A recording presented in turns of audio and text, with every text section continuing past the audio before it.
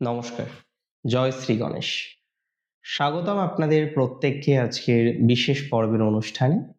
আজকে মূলত আমরা যে রাশিটিকে নিয়ে চর্চা করব বা আলোচনা করার চেষ্টা করব, রাশিটি মকর।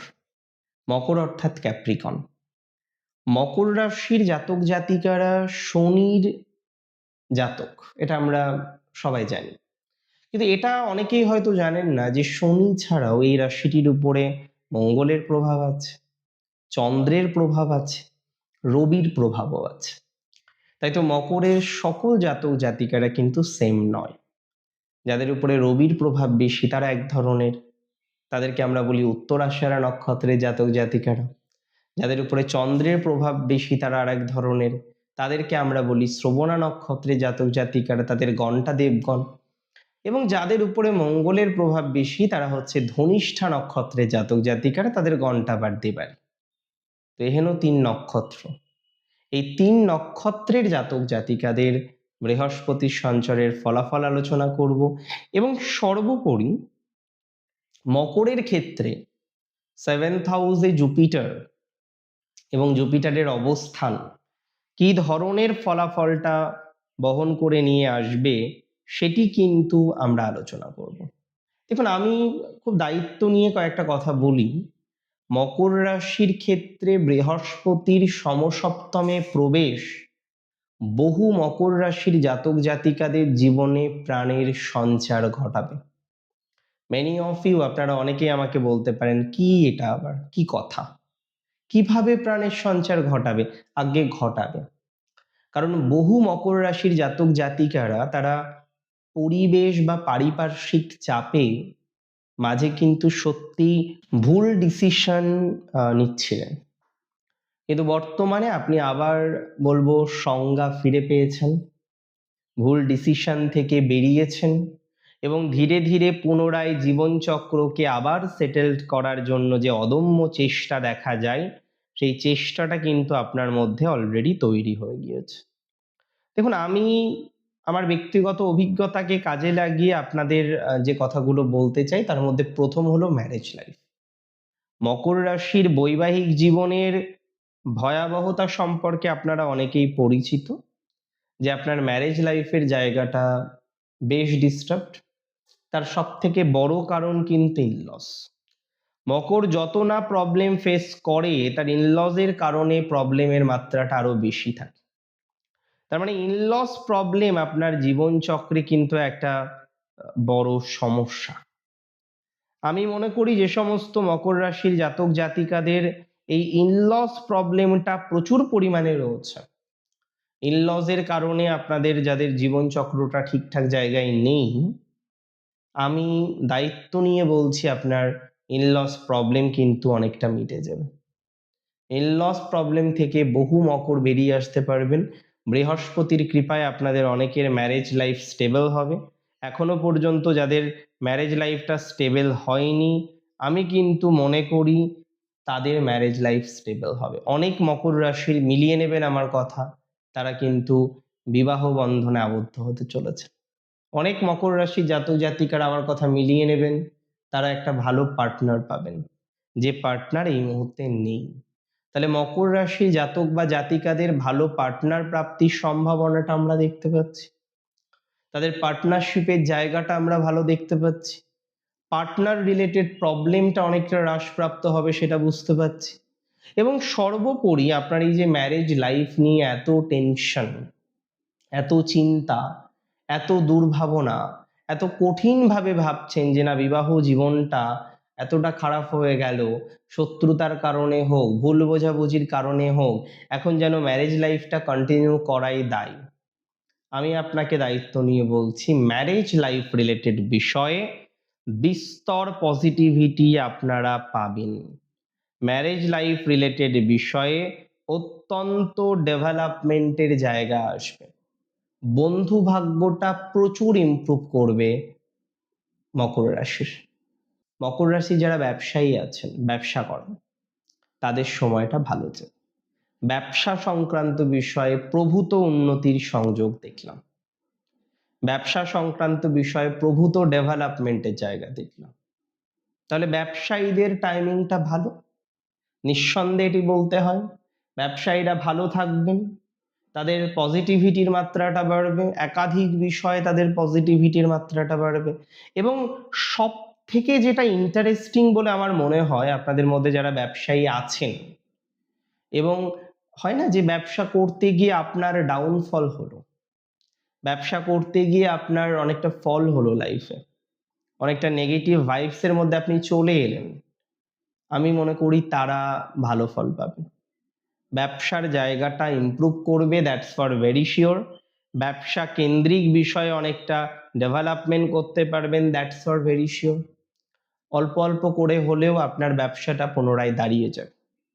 মকর রাশির জাতক জাতিকারা যারা বারবার চেষ্টা করেছেন বিদেশ যাওয়ার, বারবার চেষ্টা করেছেন স্থান বদল করার, এবং আমি অনেক ক্ষেত্রে দেখেছি যে মকর যদি স্থান পরিবর্তন করে দূরে গিয়ে কিছুদিনও থাকতে পারে, একটা টাইমের পর তার পজিটিভিটিটা প্রচুর পরিমাণে বৃদ্ধিপ্রাপ্ত হয়, দ্যাটস ফর ভেরি শিওর।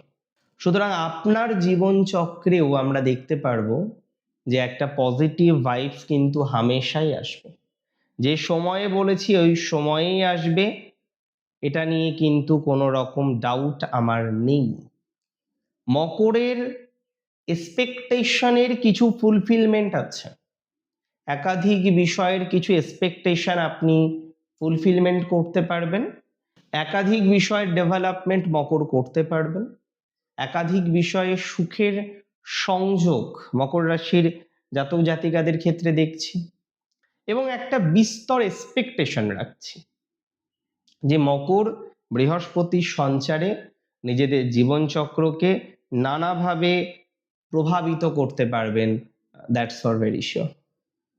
2026-এ বৃহস্পতির এই সঞ্চার মকরের যে 3টি নক্ষত্র আছে, আমার মনে হয় 3টে নক্ষত্রের ক্ষেত্রে 3 ধরনের ফলাফল প্রোভাইড করবে বা প্রোভাইড করার সম্ভাবনা আছে। প্রথম যে নক্ষত্রটি মকর রাশির আমি বলে দিই, সেটি হলো উত্তর আষাঢ়া নক্ষত্র।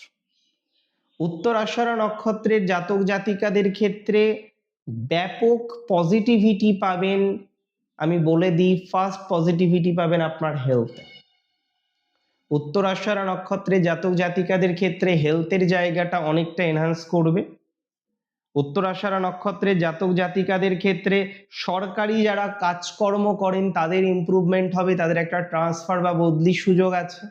তার মানে যারা বদলি চান, যারা চাইছেন যে না একটু বদলি করব, নিজের লোকেশনটাকে চেঞ্জ করব, তাদের ক্ষেত্রে কিন্তু আমার মনে হয় পজিটিভিটির মাত্রাটা অনেকটাই তৈরি হয়ে যাবে, বদলি বা ট্রান্সফারের সুযোগ আছে। যারা আটকে গেছেন, ট্রান্সফার নিতে পারেননি, তারা পজিটিভ ভাইবস পাবেন। এবং আমি দায়িত্ব নিয়ে বলে দিচ্ছি, আপনার কর্মক্ষেত্রে, আপনার প্রফেশনের ক্ষেত্রে আমি মনে করি আপনারা একটা স্টেবিলিটি, একটা ডেভেলপমেন্ট, একটা পর্যায়ক্রমিক উন্নতি দেখতে পারবেন।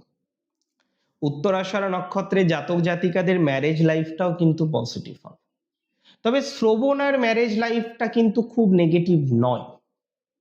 শ্রবণা এখন যে ম্যারেজ লাইফে আছেন সেটাও যে খুব খারাপ সেটা আমি মনে করি না। শ্রবণার ম্যারেজ লাইফের ক্ষেত্রে একটা বড় বাধা ছিল, হয়তো কিছু ক্ষেত্রে এখনো আছে, সেটা হলো ইনলস। যতটা না প্রবলেম শ্রবণার স্বামী স্ত্রীর মধ্যে পাই, এটা বলতে হয় যে শ্রবণার তার থেকে অনেক বেশি প্রবলেম বারবার বারবার তারা কিন্তু পেয়েছে, এর আগেও কিন্তু পেয়েছে তার ইনলসের দিক থেকে। শ্রবণার সহ্য ক্ষমতা বেশি, সহ্য করে না, তবে শ্রবণার সব ক্ষেত্রে সেটা তো সহ্য করা যাবে না। শ্রবণা নক্ষত্র খুব বেশি উন্নতি পাবে যারা মেকআপ আর্টিস্ট আছেন, শ্রবণা নক্ষত্রের যারা ফ্যাশন ডিজাইনিং নিয়ে কাজ করছেন, ডিজাইনার আছেন যারা, তারা খুব ভালো ফল পাবেন। অনেক শ্রবণা নক্ষত্রের জাতক জাতিকাদের দূরে যাওয়ার মতো একটা প্রবণতা দেখতে পাচ্ছি। দূর দেশে হতে পারে, দূর প্রদেশে হতে পারে, অন্য রাজ্যে হতে পারে। তাহলে চেঞ্জ অফ লোকেশনের একটা প্রবাবিলিটি কিন্তু শ্রবণা নক্ষত্রের প্রচুর বেশি। বহু ক্ষেত্রে এটা দেখবেন আপনারা, আমি বলে দিচ্ছি যে শ্রবণার কিন্তু চেঞ্জ অফ লোকেশন হচ্ছে। শ্রবণা নক্ষত্রে জাতক বা জাতিকারা তারা কিন্তু চেঞ্জ অফ লোকেশন করতে পারছেন, সক্ষম হচ্ছেন। এবং শ্রবণা নক্ষত্রের out of sight is equal to out of mind, এই ফর্মুলাটা ফলো করতে হবে। আমি নিজে অনেক জাতক জাতিকাদের দেখেছি যাদের একসময় প্রচুর ব্যবসায়িক ক্ষয়ক্ষতি হলো, তারা ভাবছিলেন তারা আর উঠে দাঁড়াতে পারবেন না। দেখুন ঈশ্বরের কি লীলা, ঈশ্বরের কি বিচার, তারা কিন্তু অনেকটা নিজেদেরকে স্বাবলম্বী করতে পেরেছেন। যদিও পলিটিক্যাল একটা ফিয়ার তাদের ছিল, পলিটিক্যাল একটা ভয়ভীতি তাদের ছিল, এবং একদম প্র্যাকটিক্যালি বলতে গেলে সেই পলিটিক্যাল ফিয়ার থেকেও তারা এখন বেরোতে পেরেছেন, অ্যান্ড দ্যাটস অ্যামেজিং। এই যে পলিটিক্যাল ফিয়ার থেকে বেরোনো, এটা বেশ ইন্টারেস্টিং একটা ফ্যাক্ট, এটা ভালো লাগে। পলিটিক্যাল থেকে বেরিয়ে আপনারা যে ভালো আছেন, এর থেকে আর ভালো কিছু হতে পারে না। আমি বিশ্বাস করি পলিটিক্যাল ফিয়ার থেকে বেরিয়ে আপনারা অনেকেই বর্তমান সময়ের পরিপ্রেক্ষিতে অনেকটাই ভালো আছেন, এবং ঈশ্বর কৃপা করবে আরো বেশি ভালো থাকবে। রাশি মকরের এর পরে যে নক্ষত্র সেটি হলো ধনিষ্ঠা, মঙ্গলের নক্ষত্র। একটু রাগী কিন্তু স্পষ্টবাদী, চরম স্পষ্টবাদী, কোনো লুকাছুপি নেই, কোনো ডিসঅনেস্টি নেই এদের মধ্যে। যাই হোক, মঙ্গলের এই নক্ষত্রের জাতক জাতিকাদের ম্যারেজ লাইফটা কিন্তু মোটামুটি চলবে। বেশি ভালো হবে প্রফেশনে, ব্যবসাতে, বা আপনি যদি অন্য কোনো প্রফেশনে যুক্ত থাকেন সেই প্রফেশনাল জায়গাটা বেশি ভালো আমার মনে হলো শ্রবণা এবং ধনিষ্ঠার ক্ষেত্রে যদিও পুরনো কোনো সম্পর্ক আবার ফেরত আসতে পারে, তবে সেই সম্পর্ককে অ্যাকসেপ্ট করব কি করব না এটা নিয়ে অবশ্যই ভাবতে হবে।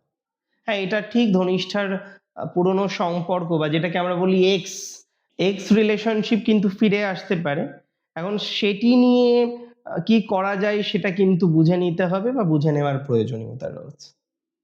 অনেক ভালো থাকুন আপনারা, সুস্থ থাকুন, স্বাভাবিক থাকুন। দেবগুরু বৃহস্পতির আশীষ আপনার জীবনে আসুক, আপনার জীবনচক্র সেজে উঠুক, ভরে উঠুক, সুন্দর হোক। জয় শ্রী গণেশ।